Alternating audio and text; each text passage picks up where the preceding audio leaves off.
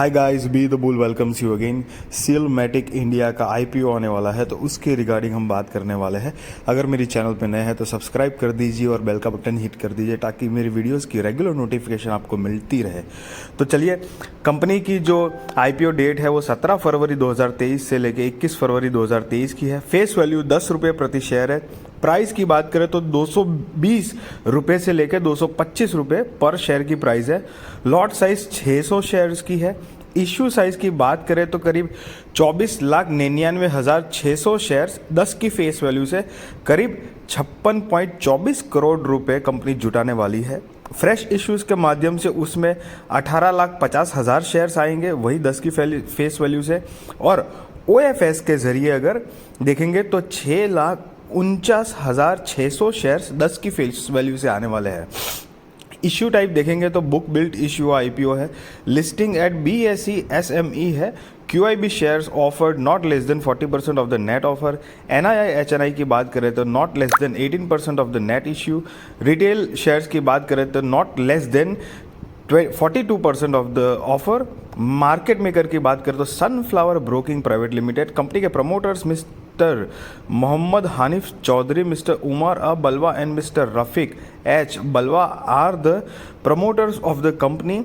Listing at BSE SME जो है उसमें SME का मतलब होता है स्मॉल एंड मीडियम एंटरप्राइजेस। अगर आप नहीं जानते तो मैंने डिस्क्रिप्शन में लिंक दी है ताकि आपको पता चल सके कि जनरल आईपीओ और ये SME आईपीओ में क्या फ़र्क होता है। ये एक SME आईपीओ है, मतलब स्मॉल एंड मीडियम एंटरप्राइजेस के लिए है। और ये क्यों होते हैं, आई मीन छोटे एंटरप्राइजेस होते हैं उनके लिए। तो डिस्क्रिप्शन में जो वीडियो है उसमें आपको पूरी जानकारी मिल जाएगी, अगर आप चाहे तो देख सकते हैं। ओपनिंग डेट जो है वो 17 फरवरी 2023 की है और क्लोजिंग डेट 21 फरवरी 2023 की है। बेसिस ऑफ अलॉटमेंट 24 फरवरी 2023 की है। इनिशिएशन ऑफ रिफंड की बात करें तो 27 फरवरी 2023।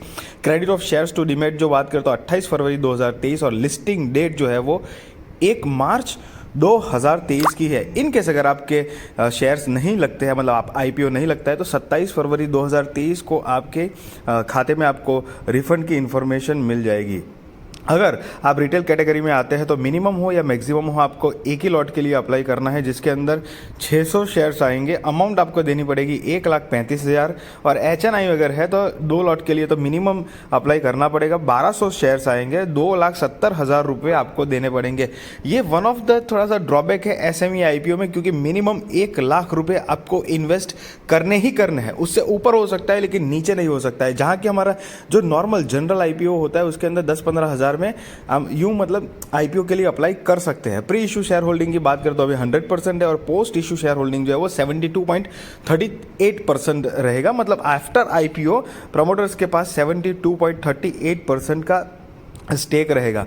हमारे पास कुछ कंपनी के ना फाइनेंशियल्स है, तो फाइनेंशियल्स में अगर हम देखेंगे तो मार्च 2020, 21 और 22 ये 3 के फाइनेंशियल्स हमारे पास है। बट मैं आपको लेटेस्ट जो है 31 मार्च 2022 के आप देख सकते हो, 31 मार्च 2020, 21 और 22 के हमारे पास है।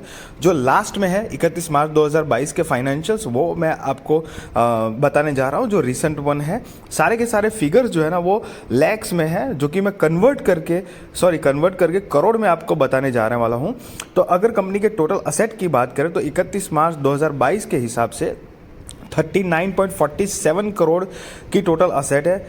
रेवेन्यू की बात करें तो 42.76 करोड़ की रेवेन्यू है। प्रॉफिट आफ्टर टैक्स की बात करें तो 8.41 करोड़ की कंपनी की प्रॉफिट आफ्टर टैक्स है। नेट वर्थ की बात करें तो 30.15 करोड़ की नेटवर्थ है। रिजर्व्स एंड सरप्लस की बात करें तो 29.95 करोड़ की रिजर्व्स एंड सरप्लस है। और कंपनी के बोरोइंग्स की बात करें तो करीब 93 लाख रुपीस है, जो कि मतलब 1 करोड़ से कम की अमाउंट है। अगर अब कंपनी काम क्या करती है उसके बारे में अगर देखेंगे तो ये कंपनी 2009 से अवेलेबल है। This company is engaged in the business of designing and manufacturing of mechanical seals and associated products. The mechanical seals manufactured by the company are mainly used in pulp and paper oil and gas, refinery, petrochemicals, chemicals, fertilisers, power, mining, aerospace, marine, pharmaceuticals and other industrial space. तो ये एक प्रकार की ऐसी product बनाते हैं जो इतनी सारी जगहों पर काम होते हैं। इनका जो बिजनेस है वो करीबन 45 कंट्रीज में इनकी प्रेजेंस है, जिसमें USA, Sweden, UK, Germany, Italy, Japan, Norway, Switzerland, Denmark, Netherland, Australia, France and बहुत सारी दूसरी कंट्रीज भी शामिल है। करीब नागरी रोड, मीरा रोड के आसपास थाने में इनकी जो इनका प्रोडक्शन प्लांट है। और अगर कंपनी की बात करें तो कंपनी के जो मेन की पॉइंट है, स्ट्रेंथन्स पॉइंट जो है वो बहुत ही one of the few Indian company approved and registered as vendor with national and international customers.